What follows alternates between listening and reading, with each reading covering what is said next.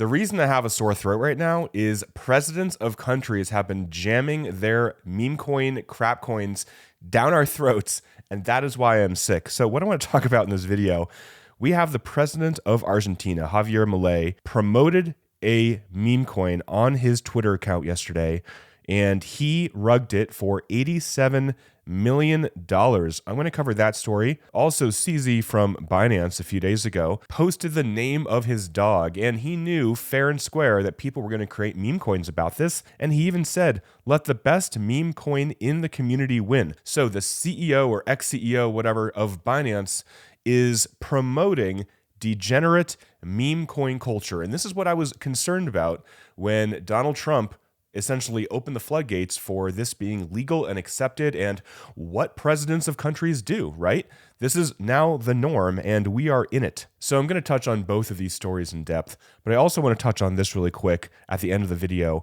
Someone in the X community is saying he essentially sold all of his Bitcoin and bought ETFs. So no more actual Bitcoin, but now just ETFs. I'm going to cover what I think about that. Is there any legitimacy to that? But first, like I've been sharing essentially in every video, we have been going up and down. So there has just been a heck of a lot of one day, everything is green, meaning things are up. The next day, everything is red, like we're seeing today, everything is down. The market is still very confused about what direction it's going. One coin that was up yesterday could be down the same percent the following day. I would just stick to spot. I would just stick to DCA, buying coins you want to hold. And one way to play this market is just to buy some good coins if they had a really, really down day. So I think Athena is a great coin. Obviously not financial advice, nothing is. But taking a look at the last 7 days, you've seen when we have pumped a bit, it has fallen.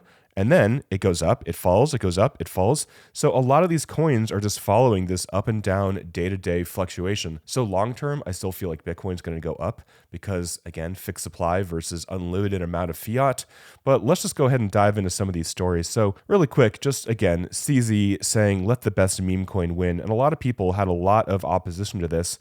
And I don't love it. I don't love the fact that someone so prominent in the crypto space, the co-founder and former CEO of Binance, is saying, let the best meme coin win. Here's the name of my dog.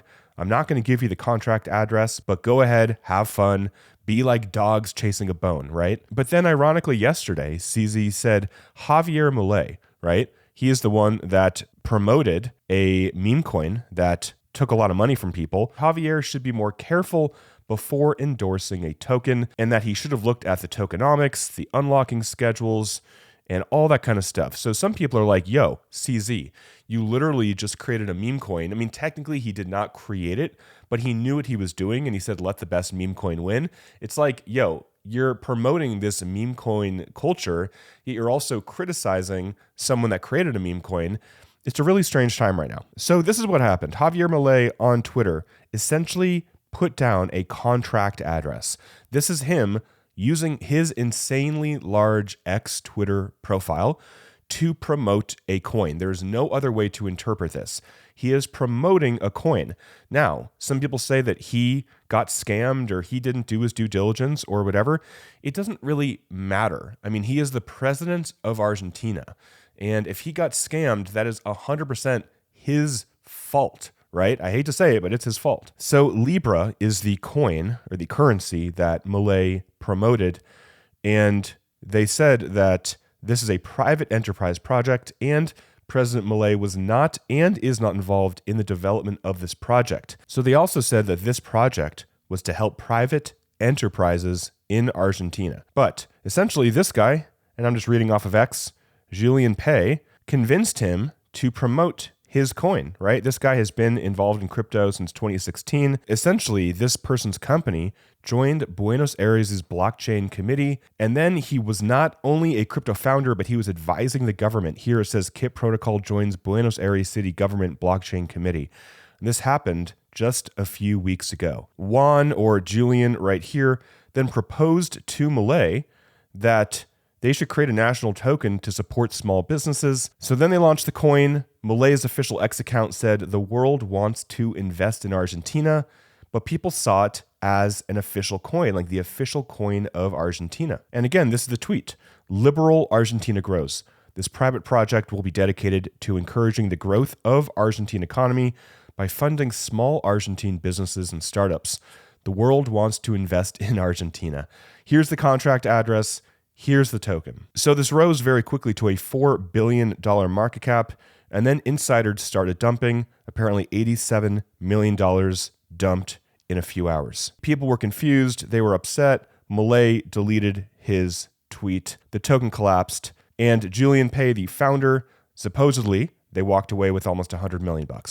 So pretty insane. This is from Arkham, saying that last night the president of Argentina posted a contract address on Solana. Libra hit a max valuation of over $4 billion before falling over 95% in less than 6 hours, right?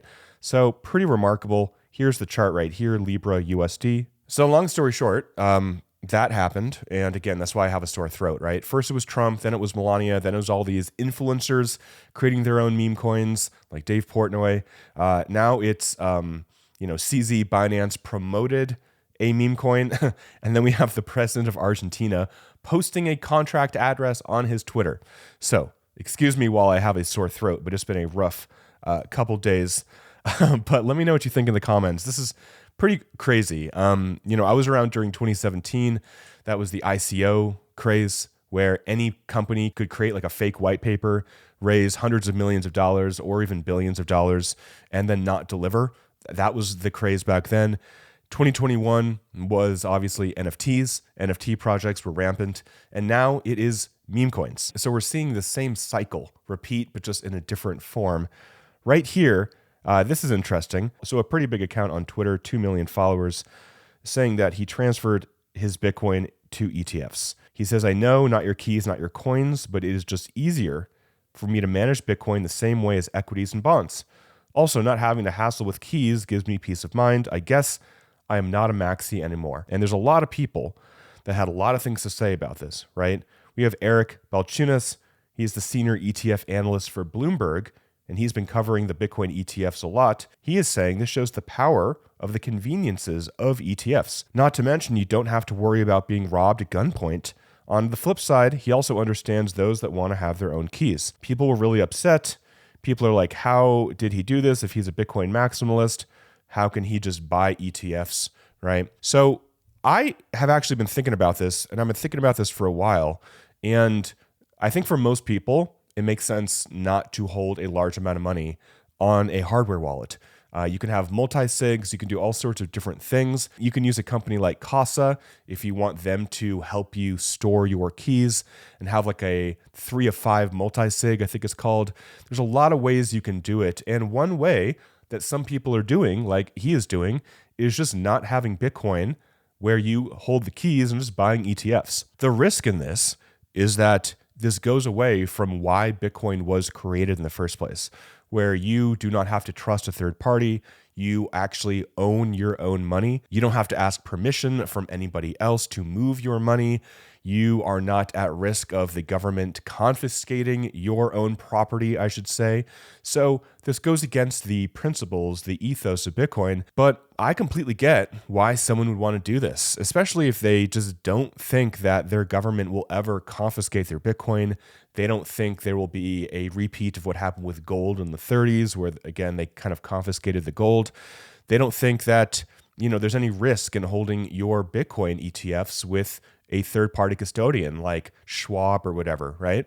So let me know what you think in the comments, right? I'm curious what you think about this, because I think it's the best solution for a lot of people, and probably, I hate to say it, but most people. There are risks of both, right? There are risks of holding your own keys and then losing it, or having something happen, or God forbid you get attacked and someone knows you have Bitcoin and then they start threatening you. There's also a risk that, again, you hold your Bitcoin with a third-party custodian or a brokerage account and something happens, right?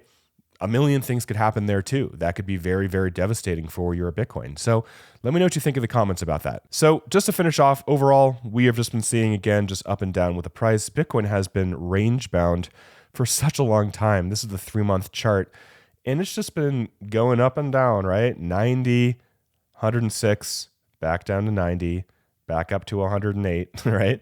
back down to 90, and it's just been this boring sideways chop action. What's going to happen in the short term? Nobody can predict the short term, right? I feel like the great projects that actually have a real world utility, like Bitcoin and other coins as well, will be here for the long run. Like putting government data on a public, transparent blockchain, like what Elon Musk wants to do. Companies and projects like that, I think, will stay for the long run. BlackRock loving real world assets, right? Blockchains that really focus on that, like I've talked about in the past, I'll talk about those more in the future, will be here for the long run. But in the short term, there could be a lot of volatility, right? So just keep that in mind. Hope you guys are doing well. Till next time, talk with you soon, and bye for now.